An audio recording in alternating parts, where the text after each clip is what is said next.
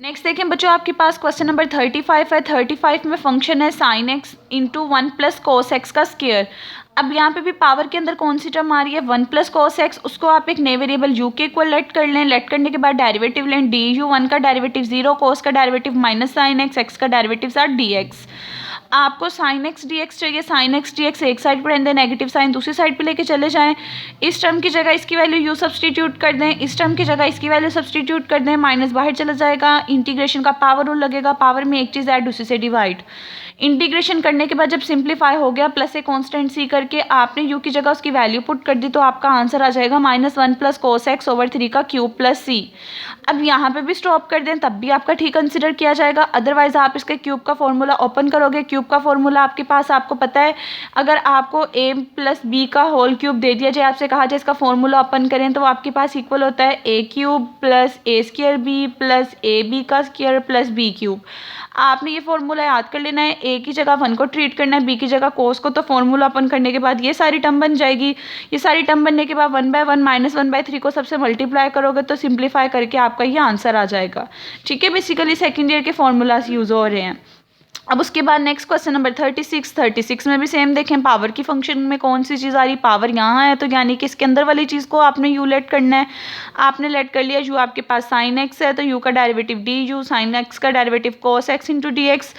अब जब कोई चीज़ इस तरह पावर में आ रही है, उसको होल पावर में भी लिख सकते हो, तो इस 3 को होल पावर में लिखोगे तो इसकी होल पावर 3 आ जाएगी, cos x D x.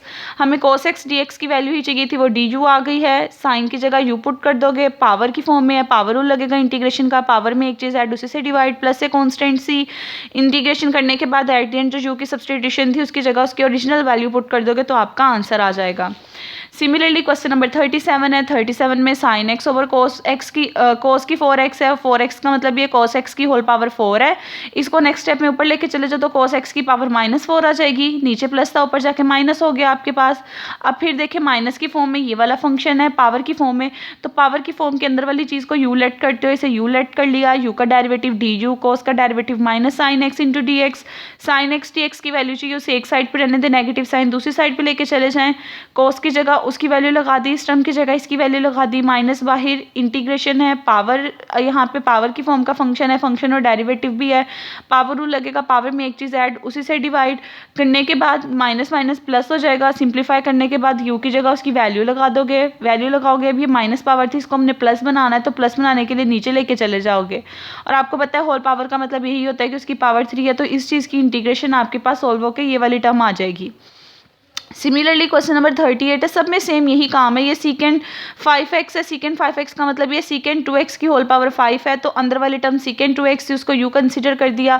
Derivative ले, u का डेरिवेटिव डी यू, सीकेंड का डेरिवेटिव सीकेंड इंटू tan होता है, तो सीकेंड का डेरिवेटिव जब सीकेंड इंटू tan लिया और एंगल का अगेन डेरिवेटिव लोगे तो 2 यहाँ से मल्टीप्लाई हो जाएगा और x की वजह से dx आ जाएगा।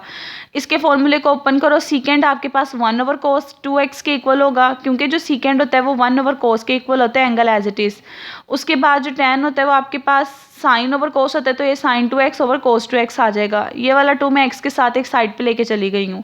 अब देखें इन दोनों टर्म को गौर करें तो आपके पास यहाँ पे ऊपर साइन 2x यहाँ पे है और 2dx है, ये वाली टर्म बन रही है। ठीक है, नीचे कोस स्क्वायर 2x था, कोस स्क्वायर 2x डिवीजन में था, वहाँ जाके मल्टीप्लिकेशन में आ जाएगा cos square 2x।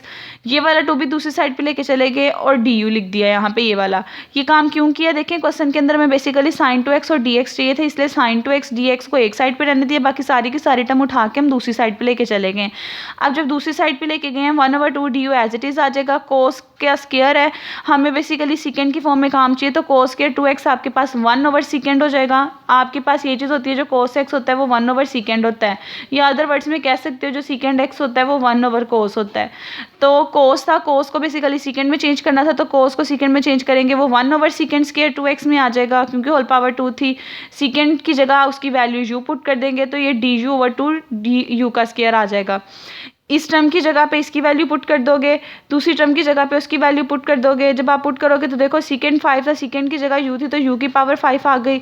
Sign 2x dx की value d u over 2u square आ गई, u स्क्वायर इसके साथ कैंसिल हो गई, u की पावर 3 du, कॉन्स्टेंट बाहर लेके चले गए, पावर रूल लगा, पावर में एक चीज़ ऐड और उसी से डिवाइड कर दिया। करने के बाद सिंप्लीफाई जब कर लिया आपने एट द एंड, तो u की जगह उसकी वैल्यू ओरिजिनल सब्सटीट्यूट कर दी, तो यहाँ पर आपका आंसर आ जाएगा। ठीक है, यहाँ पे इसका आंसर कंप्लीट हो जाएगा। उसके बाद नेक्स्ट देखिए आपके पास क्वेश्चन नंबर 39 है। 39 में आपके पास क्या काम हो रहा है।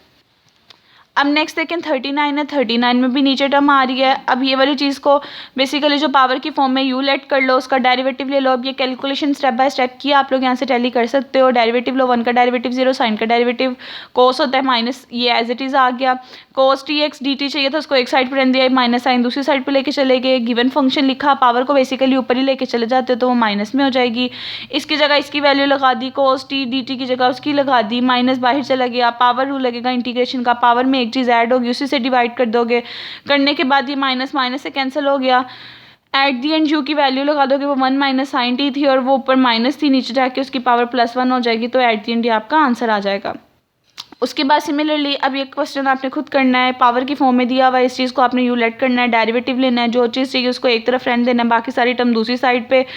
एट द एंड आपने उसकी वैल्यूज़ लगा देनी है, कांस्टेंट बाहर ले आना है, इंटीग्रेशन पावर रूल लगा देना है। करने के बाद एट द एंड यू की जगह उसकी वैल्यू सब्सटीट्यूट कर देनी है। उसके बाद नेक्स्ट आपके पास सेकंड वाली टर्म आ जाती है। अब ये डायरेक्ट इंटीग्रेशंस आ गई हैं। जिस चीज़ की डायरेक्ट इंटीग्रेशन पता है उसकी डायरेक्ट इंटीग्रेशन करनी है। जैसे कि हम लोगों ने सेकंड ईयर में फॉर्मूला पढ़ा हुआ है कि सीकेंड स्क्वायर एक्स की डायरेक्ट इंटीग्रेशन हमने पढ़ी हुई है, tan x + c होती है।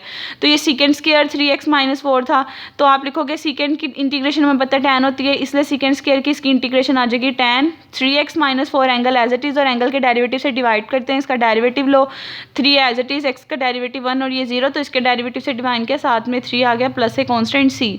डायरेक्ट फॉर्मूले से इंटीग्रेशन की एंगल का डेरिवेटिव लेके डिवाइड कर दिया। अब यहाँ पे देखें ये कोसिकेंड था, जो आपके पास कोसिकेंड x होता है बेसिकली ये आपके पास 1/sin x के इक्वल होता है। यहाँ पे कोसिकेंड एज इट इज़ था, 1/sin था, 1/sin को भी कोसिकेंड में चेंज कर लोगे तो 2 टाइम आपके पास कोसिकेंड आ जाएगा। कोसिकेंड स्क्वायर 2x बन जाएगा। कोसिकेंड स्क्वायर का भी डायरेक्ट फॉर्मूला आपके पास होता है कि जो कोसिकेंड स्क्वायर x होता है इसकी इंटीग्रेशन आपके पास कोट x के इक्वल होती है, साथ में माइनस साइन आता है। तो वो वाले फॉर्मूले से आप कहोगे कोसिकेंड की इंटीग्रेशन कोट है 2x और साथ में माइनस साइन है, एंगल के डेरिवेटिव से डिवाइड कर दोगे, एंगल का डेरिवेटिव 2 है प्लस ए कांस्टेंट c, तो आपके पास ये क्वेश्चंस हो जाएंगे। ठीक है बच्चों, आपने कैलकुलेशन कर लेनी, फॉर्मूला से याद कर लेनी, आप यहाँ से टैली कर सकते हो।